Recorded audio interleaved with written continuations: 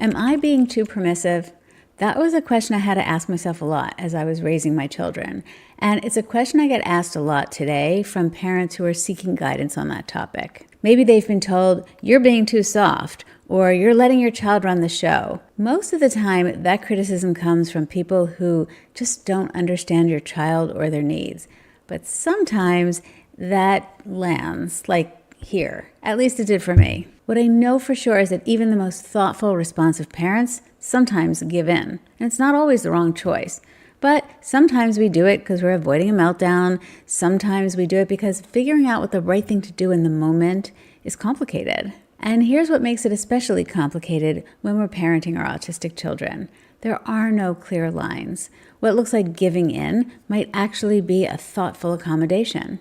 What looks like standing firm might be an unnecessary rigidity and might create more dysregulation, not less. Sometimes we lower the expectation not to avoid disappointment, but to meet real needs. And sometimes we lower it because we just can't take one more battle. So today, we're not here to label your parenting style. We're here to explore the why behind the decisions and to help you find the balance between being responsive and being avoidant, to help you find a way to think through that process when you're not in the thick of it so that you can gain more confidence in your decision-making process. When you're not sure where the line is, it's easy to swing between extremes, giving in too much, then feeling guilty, then enforcing limits in arbitrary ways that backfire, and ending up right back where you started. What I'll offer today isn't a checklist, it's a framework to help you build that confidence I just mentioned so that you can decide what your child needs and what you need to make the best decisions possible.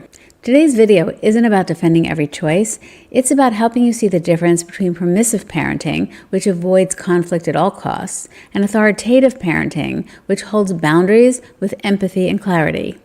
Authoritative is not to be confused with authoritarian parenting, which is a my way or the highway kind of parenting. We'll talk about what each one looks like, how to know when you're adjusting expectations for the right reasons, and how to build the confidence to know when to hold firm, even when it's hard.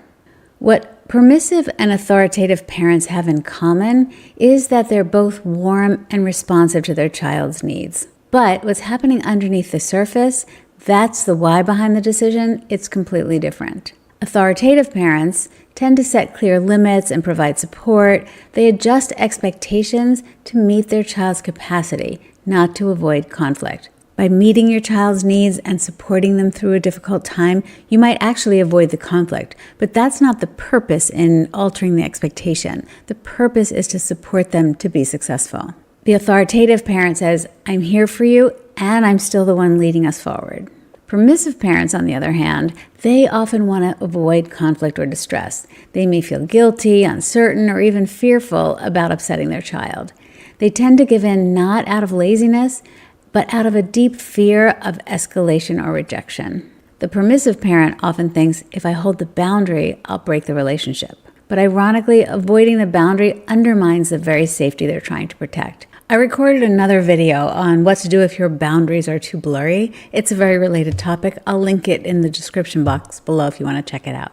Let's talk about some real-life examples of authoritative versus permissive parenting in action. So example number one would be bedtime resistance. A permissive parent might say, it's okay, stay up, you don't have to go to bed when you're ready. An authoritative parent might say, I can see you're having a hard time settling. Let me help you go into your room. Let's calm down, maybe read a story so that you can get to bed on time. Or an authoritative parent might say, if you're not ready, that's okay. Let's go to your room, wind down.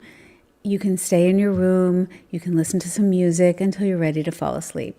The idea being, it's not just a free-for-all, the child gets to make all the rules, but I'm going to try to help you settle. I'm not going to give you too much extra attention during that period of avoiding sleep, but I'm going to understand that sometimes you're just not ready to fall asleep. A second example might be a meltdown over a snack. A permissive parent might say, it's okay, fine, have whatever you want, I don't want to fight. An authoritative parent might say, I can see that you're upset, validating the feeling that the child's not getting what they want. But they can then say, I can offer you two options that would be acceptable right now. Example 3 might be homework refusal. A permissive parent might say, forget it, just don't do it. An authoritative parent might say, I can see you're struggling right now. Let's take a 5-minute break and we'll try again, see if we can complete it then. It doesn't mean the authoritative parent is going to insist that it be done. That would be an authoritarian parent. But at least you're going to continue to try and not just give up and give in. Here's another way to think about the distinction. When you take into account your child's sensory needs, their developmental profile, and emotional regulation, it looks different to outsiders. It might look like giving in, but it isn't necessarily doing so. It might be thoughtful, strategic parenting. Permissive parenting avoids discomfort. An authoritative parent guides through discomfort with compassion and clarity. I want to spend a second on authoritative versus authoritarian parenting and why the difference matters.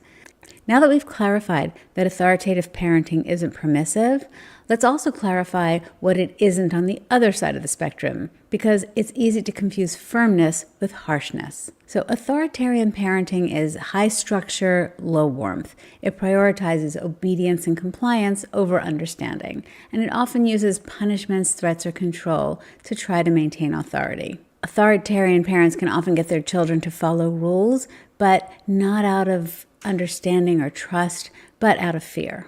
Authoritarian parenting says, do what I say because I said so, and there's not much room for individual needs or collaboration. Some of you might be thinking, well, that sounds pretty good right now. But you also know that when we exert that kind of authoritarian control, we're often not really able to get our kids to do what they need to do anyway. They need more support than that.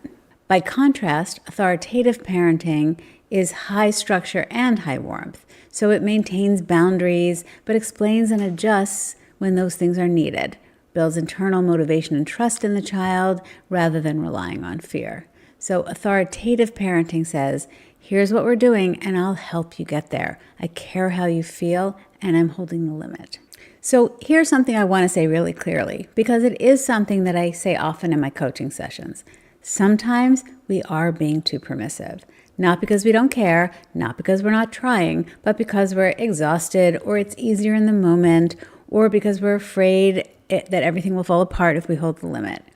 And when we're parenting a child with big needs and big reactions, that fear is valid. But here's what I also want you to know. There's no single answer to the question, where do I draw the line? There's no chart that will tell you this is too soft, this is just right. What there is practice and reflection and support. It takes time to build the internal confidence to say, I'm not giving in, I'm leading with clarity. Or to say, this moment calls for flexibility. Or this one calls for follow-through. You're not supposed to know all of that instinctively. It's not about being a natural, it's about building a muscle. And for some parents, that process is a lot smoother with support. Whether that's a coach, a community, or just a trusted guide, it's okay to need help.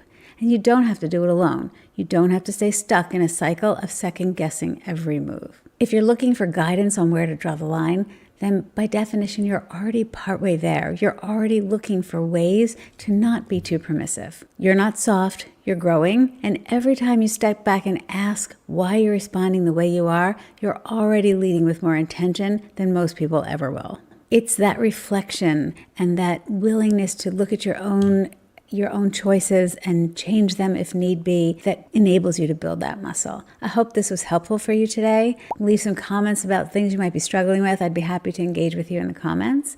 And I'll see you in the next one.